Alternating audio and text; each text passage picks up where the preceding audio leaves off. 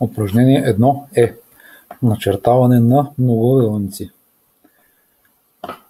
Целта на упражнението е да създадем многоъгълници, използвайки командите Polygon и Rectangle, както е показано на фигура 1.34. Ориентировъчното време за изпълнение е 5 минути. Стартирайте нов чертеж на базата на шаблонът в папката за упражнения с име AEC Imperial.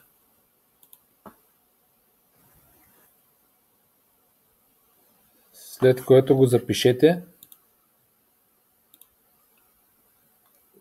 като Symbols TWG.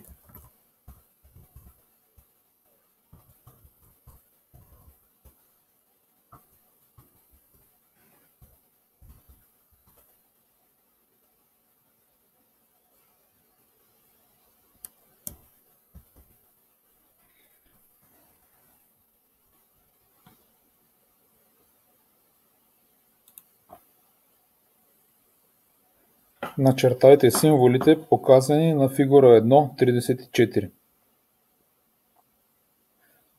За да получите многоъгълника, стартирайте командата Polygon, която се намира в раздела Home, в панела Draw. Polygon. За броя на страните въведете 6 и натиснете Enter. Изберете която и да е точка от работната област и изберете опцията Circumscribed About Circle, т.е. многоъгълник, описан около окръжност, и въведете 0,25 за радиус.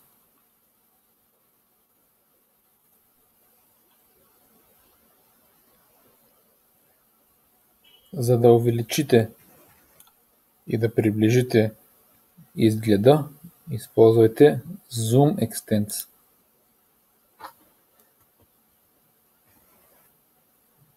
Начертайте правоъгълника, използвайки командата Rectangle.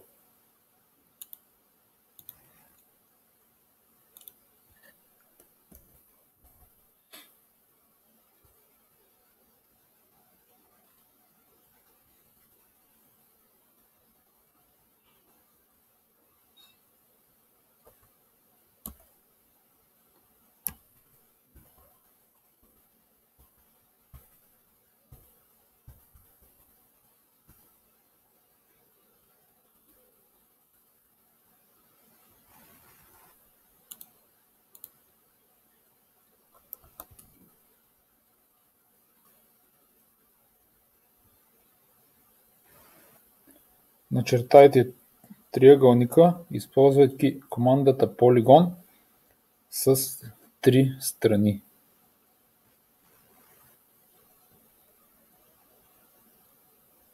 И опцията Edge за задаване дължина на страната,